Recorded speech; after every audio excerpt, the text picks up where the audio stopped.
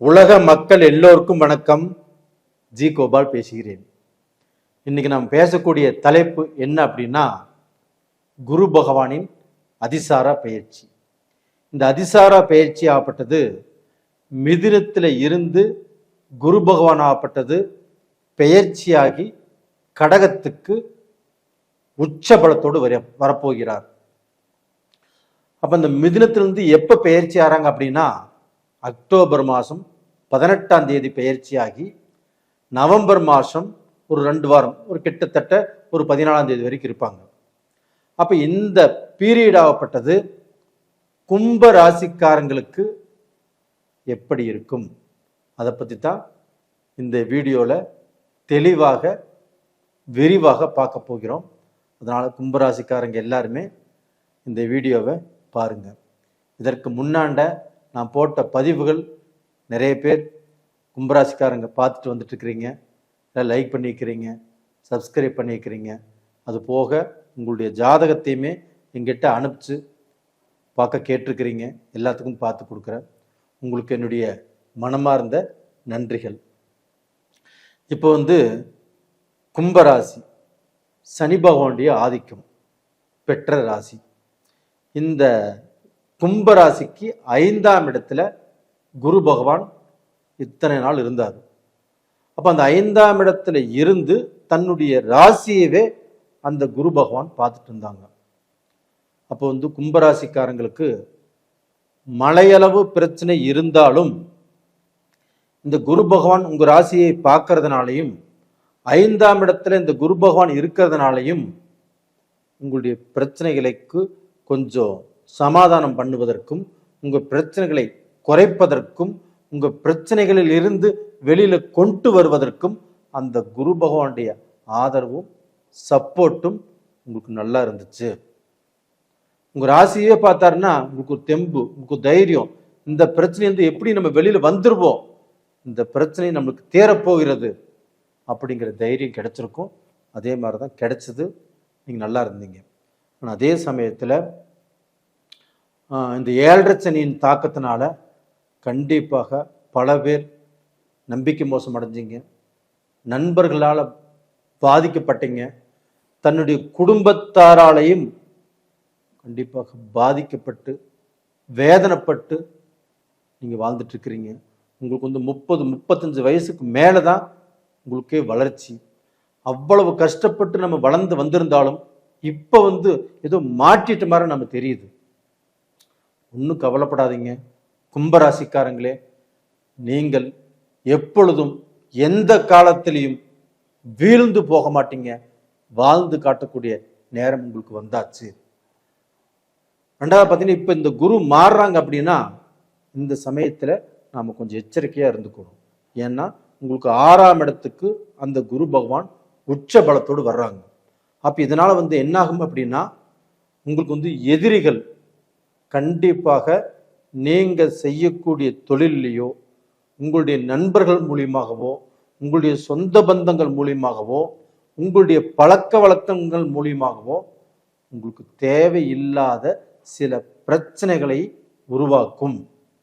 அப்ப நீங்க சொல்லாதது சொன்னேன்னு சொல்லி வரும், செய்யாதது செஞ்சேன்னு சொல்லி வரும். அதனால நீங்க ஒரு 10 பேச்சு பேசுற இடத்துல 4 பேச்சு பேசுங்க. நீங்க அதிகமாக பேசி உங்களுடைய மரியாதையையும் உங்களுடைய கௌரவத்தையும் நீங்க கெடுத்துக்காதீங்க. அதனால ஒரு பிரச்சனை வரக்கூடிய அளவுக்கு நடந்துக்காதீங்க. அது போக பார்த்தீங்கன்னா, குடும்பத்துக்குள்ள கணவன் மனைவியும் ஒரு நல்ல அண்டர்ஸ்டாண்டிங்கை நீங்க வாழ்ந்துட்டு இருக்கிறீங்க அப்படின்னா, இந்த குரு பகவான் 6ஆம் இடத்துக்கு போய் உச்சபலம் அடைஞ்சதுனால கொஞ்சம் சலிப்பு, சங்கடங்கள், குழப்பங்கள் கண்டிப்பாக வரும். அப்ப அந்த குழப்பம் வராத அளவுக்கு நம்மளுக்கு இது மாதிரி கிரக மாற்றங்கள் இருக்குது. அது போக 7.5 சனியும் நடந்துட்டு இருக்குது. இதனால நம்மளுக்கு ஏதோ ஒரு பிரச்சனை வரும் போல தெரியுது. அந்த பிரச்சனைக்கு இடம் கொடுக்க கூடாது. நாம பார்த்தீங்கன்னா, குடும்பத்திலையுமே முடிஞ்ச வரைக்கும் அட்ஜஸ்ட் பண்ணி போகணும். மக்களையும் சரி மனைவியும் சரி அட்ஜஸ்ட் பண்ணி போகணும். மனைவியாக இருந்தாலும் கணவர் அட்ஜஸ்ட் பண்ணி போங்க, மக்கள் அட்ஜஸ்ட் பண்ணி போங்க. இது மாதிரி அட்ஜஸ்ட் பண்ணி போய்கிட்டால் இந்த 1 மாத காலங்களும் உங்களுக்கு நல்ல விஷயம். அதுபோக நவம்பர் 11 சனி வக்கரமாகறாரு. அதனுடைய பலனை நம்ம அடுத்த பதிவில் சொல்கிறேன். ஆனால் இந்த பீரியடில் இந்த 1 மாத காலங்களும் நீங்கள் கொஞ்சம் ஜாக்கிரதையாக இருக்கணும்.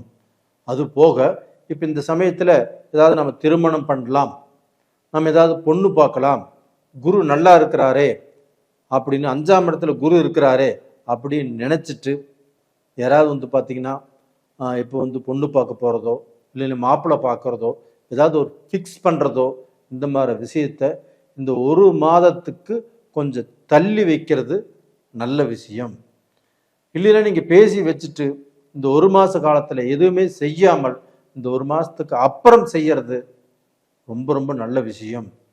அப்போ இது போக ரிலேஷன்ஷிப்பில் இருக்கிறவங்க அவங்க ஒருத்தர் நல்லா ஜாலியாக பேசிட்டு இருந்தீங்கன்னா உங்களுக்குள்ளேயே சில மனஸ்தாபங்களோ மன கஷ்டங்களோ இல்லை அடுத்தவங்களை பற்றி பேசியோ இல்லை ஒருத்தர் சந்தேகப்படக்கூடிய சூழ்நிலைகளோ இந்த மாதிரி பிரச்சனைகள் இப்போ வருவதற்கு வாய்ப்பு இருக்கிறது. இதனால் உங்களுக்குள்ள ஒரு பிரேக்கப் வரக்கூட வாய்ப்புகள் இருக்குது. அதெல்லாம் வரக்கூடாது. நாம் பார்த்தீங்கன்னா பார்த்து நிதானமாக நடந்துக்கணும்.